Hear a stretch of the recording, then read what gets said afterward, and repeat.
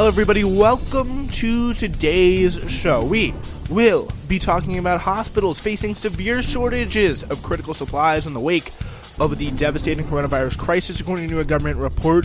Why this week could be a week of sadness. Also, a really chilling moment as Donald Trump refusing to allow Dr. Anthony Fauci to answer the questions on a dangers of the drug hydroxychloroquine. Also going to have two great stories for you today about the White House's economic plan to deal with this crisis and Michael Barbaro and a study in why people hate the mainstream media. Alright, so yeah, we were talking about that today. A lot of other great stuff on the show. A jam-packed live episode for you today. Yeah, we are live, so you never know really what could happen. Hospitals, they are facing severe shortages of critical supplies, according to this new government report here, as they are working to combat the coronavirus outbreak. According to a government watchdog report released on Monday, it appears to undercut President Trump's assurances that states have sufficient resources. Reporting here from the New York Times, staff and patients alike are put at risk by the lack of available protective gear, according to the report by the Inspector General of Health and Human Services. Hospital administrators are forced to grapple with sharp increases in prices for items such as masks, gloves, face shields from vendors, and the report continues. So, yeah, that is something the government should be clamping down on in the drive for. Masks, gloves, face shields, the drive-in prices there is just absolutely unacceptable. The lack of testing has forced hospitals to extend stays of patients, pushing the facilities even farther beyond their capacities. Hospitals are in need of thermometers, disinfectants, medical gas, linens, toilet paper, and food. And doctors around the U.S. are still pleading for ventilators, even as the federal government has limited the number of life-saving devices issued to states. It's really something that it's pretty crazy, because if we're looking at the ventilators, we now have the White House, Andrew Cuomo here in New York, literally saying we have the right to, if we see a ventilator lying around, we're going to take it and we are going to use it and give it to one of the hospitals. And they're just begging people to donate, donate ventilators. The Jack Ma, the big billionaire from China, I believe, literally, I think, practically a trillionaire, is he donated some hundreds of ventilators, and that was a big deal. But the lack of testing really pushing hospitals hard here. The report was based on interviews conducted on March 23rd through March 27th with more than 320 hospitals across 46 states, as well as the District of Columbia and Puerto Rico. The findings are in line with pleas made by governors, medical workers, and hospital administrators, but they contrast sharply with the statements by Donald Trump, who said this weekend that their hospital administrators are thrilled to be where they are. And it really makes no sense, because this is incredibly dangerous. This is an incredibly dangerous situation to see happen here. There are tons and tons of people who are really struggling, and the White House is literally acting like nothing's going on, everything's going fine, there's no big problem, there's nothing to worry about here, and pretty much really easily getting away with it. That is the incredible thing, that it's really, that's probably the hardest thing to wrap your head around, how easily and how effectively they are able to get away with what they are doing. Whenever local shortages are reported, we're asking states to immediately meet the demand, or stockpiling large amounts in different areas, Trump said at the White House news briefing on Saturday, according to the New York Times again. But what I really wonder is, how in the world are they, I just don't see that happening. We see Jared Kushner coming out also saying, oh, this stockpile is, we have the impression it would be for the national government. It's not one for the states to just use as they want. What? That's just a mind-boggling statement from really people who have led this response, just absolutely mind-bogglingly.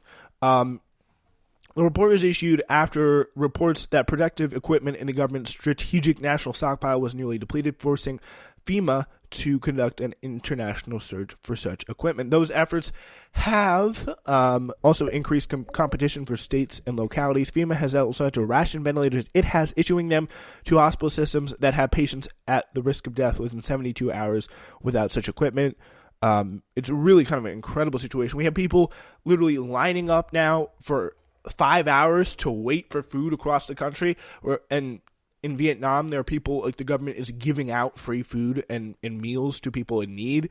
Like, it's so hard to overstate the craziness that our response has been to this crisis. It's so hard to overstate it because it's just been so bad. In a statement, a spokeswoman for the Department of Health and Human Services said Alex Azar, the secretary of the agency, had already accepted recommendations from the report, including allowing governors to let healthcare providers practice across state lines.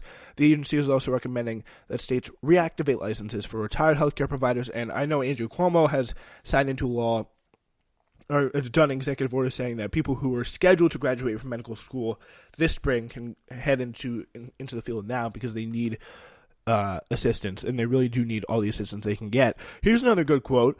Guys, the White House officials are now warning Americans to brace for a terrible week ahead of death and sadness as the number of total confirmed cases in the country surged past the combined totals of detected infections in Italy and Spain, two of the hardest hit countries in Europe. And it seems like that some areas, especially Washington, D.C., have been hiding deaths, and there's questions even in the U.S. about the accuracy of reported cases, either intentionally or unintentionally. Like, it's really... like, we are not looking at not looking at a very good situation here. It's really very disturbing. With testing still lagging in many parts of the United States, with as many as half of those infected showing no symptoms but still able to spread the virus, the more than 336,000 confirmed cases almost inevitably understates the enormity of the crisis. Even the surging death toll approaching 10,000 by Monday morning failed to capture the true scale of the epidemic, public health officials said.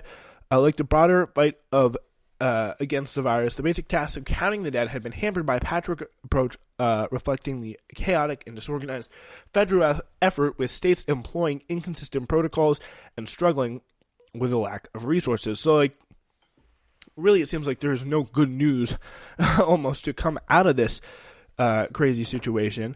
The halting federal response has left states and counties fighting with one another for critical supplies and has led governors to impose restrictions on mandatory quarantines on neighboring states.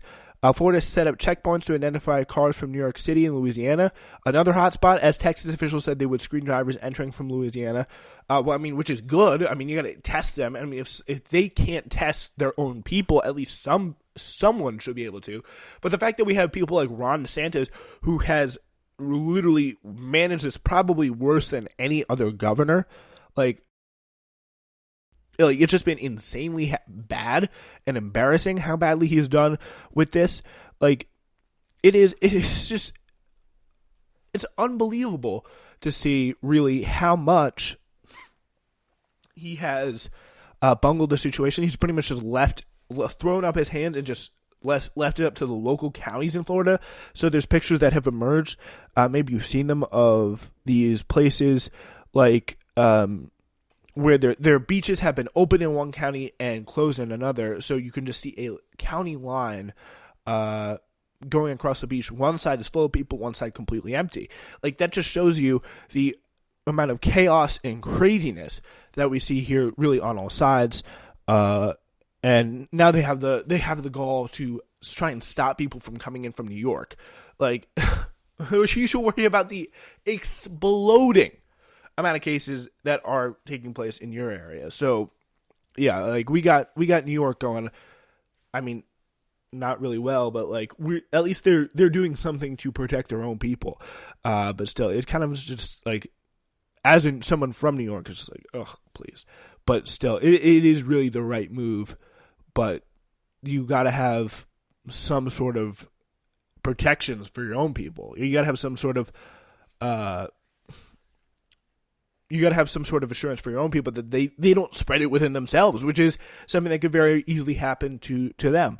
New York City has remained the epicenter of the outbreak, With the harrowing scenes of panicked doctors and besieged hospitals, the virus is now enveloping New Jersey's densely packed cities and suburbs and has seeded itself in all 50 states, with cities including LA, Miami, and New Orleans seeing the number of cases doubling every 2 to 5 days.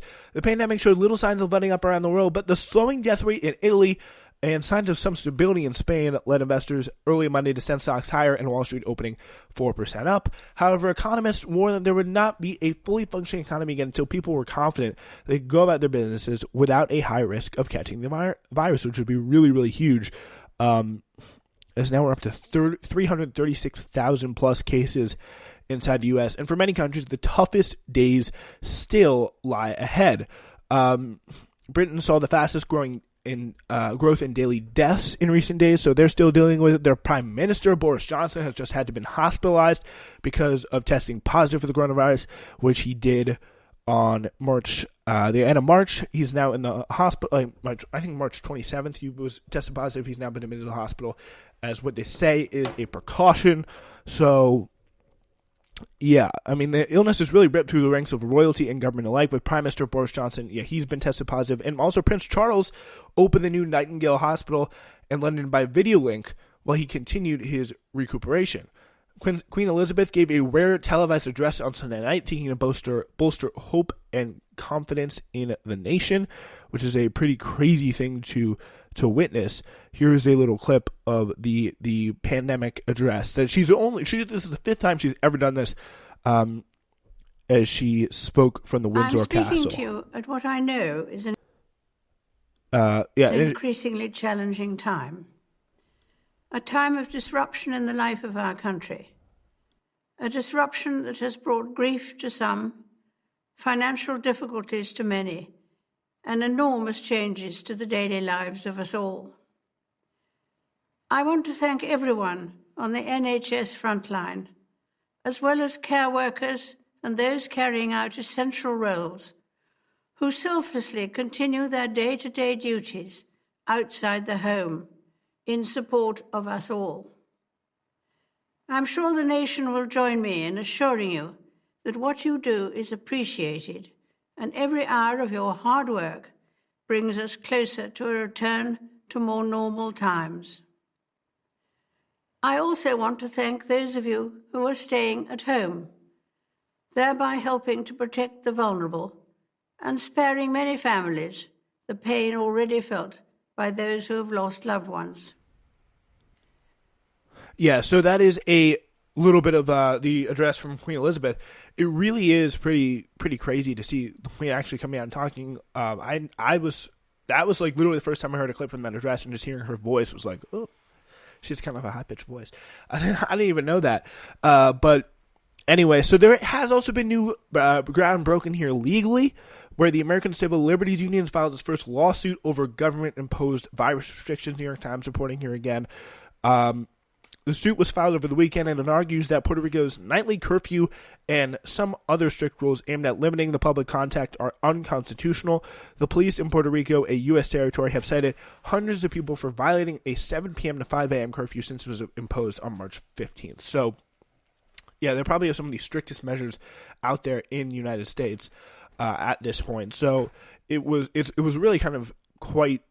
It's quite a change. It's not something that I think really many people are really used to seeing, where we have a large portion of a really large portion of people coming out and saying that the movement being restricted in such a way that just does not happen, and hasn't happened, especially in most of the U.S. Maybe in like China, where they've been much more draconian about it. Vietnam, or not Vietnam. Where was the other place I was thinking of? I don't know. They've had some really harsh restrictions that's made them to see really some, at least plateauing in cases and eventual limiting. This is to give you an idea of the executive order that Governor Wanda Vasquez has released. It requires that people stay home during the day unless they're going to a grocery store, pharmacy, bank, gas station, or medical appointment, or are providing medical care. Those found guilty of violating the order face up to a $5